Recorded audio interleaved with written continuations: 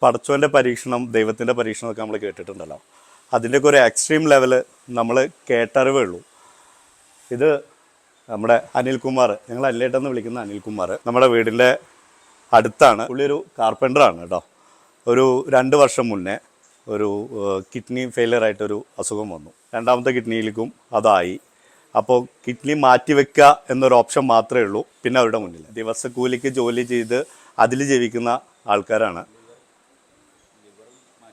ലിവറിലേക്കും ബാധിച്ചു, അതിനും മാറ്റി, ലിവറും കിഡ്നിയും അത് മാറ്റിവെക്കുക എന്നുള്ള ഒരു അവസ്ഥയിൽ ഒരു വലിയൊരു രോഗി എന്നൊക്കെ പറഞ്ഞില്ലേ, അങ്ങനത്തെ ഒരു സിറ്റുവേഷനിൽ ഏകദേശം ഒരു 30 ലക്ഷം രൂപയോളം ഈ ഒരു ചികിത്സയ്ക്ക് ആവശ്യമായിട്ട് വന്നിട്ടുണ്ട് ഇവർക്ക് 2 വർഷം മുമ്പ്.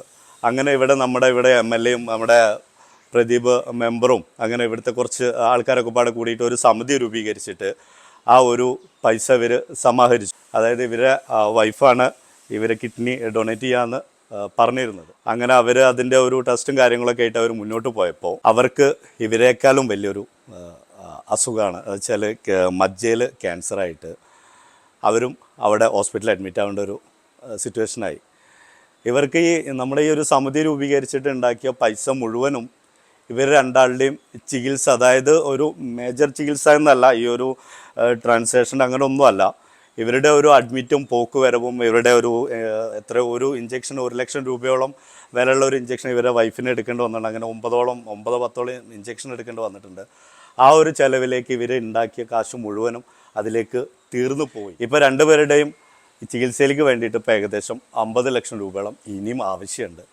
അപ്പോൾ ഈ ഒരു 2 വർഷം മുന്നേ, 1.5 വർഷം മുന്നേ ഈ ഒരു സമിതി രൂപീകരിച്ച് ഈ ഒരു പൈസ സമാഹരിച്ച് വീണ്ടും അതിൽ കൂടെ തന്നെ നമ്മളിത് ചോദിക്കുമ്പോൾ വരുന്നൊരു ബുദ്ധിമുട്ടുണ്ടല്ലോ, അത് അവർക്കും ഉണ്ട്, ഈ ചോദിക്കുന്ന MLA ക്കും മെമ്പറായാലും എല്ലാവർക്കും ഉണ്ട്. ഇതിപ്പോൾ ഞാൻ എൻ്റെ ഏട്ടൻ്റെ കുടുംബത്തിനും വേണ്ടിയിട്ട്, ഈ കുഞ്ഞു മക്കൾക്കും അമ്മയ്ക്കൊക്കെ വേണ്ടിയിട്ട് ഞാൻ നിങ്ങളുടെ മുന്നിലേക്ക് വരികയാണ്.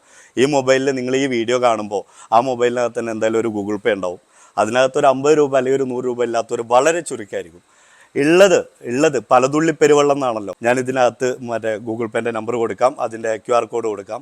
അതിലേക്ക് എന്താണുള്ളത് വെച്ചാൽ അത് കൊടുത്തിട്ട് ഈ ഒരു കുടുംബത്തിന് വേണ്ടിയിട്ട് നിങ്ങൾ സഹായിക്കണമെന്ന് ഞാൻ ശരിക്കും ആ ഒരു ഇതായിട്ട് പറയുകയാണ്. കാരണം എന്താ വെച്ചാൽ, എന്താ പറയുക, അത്രയും മോശം അവസ്ഥയാണ്. ഈ ഒരു വീടുള്ളത് ഏട്ടൻ്റെ വീടാണ്, അവരെ വീടല്ല.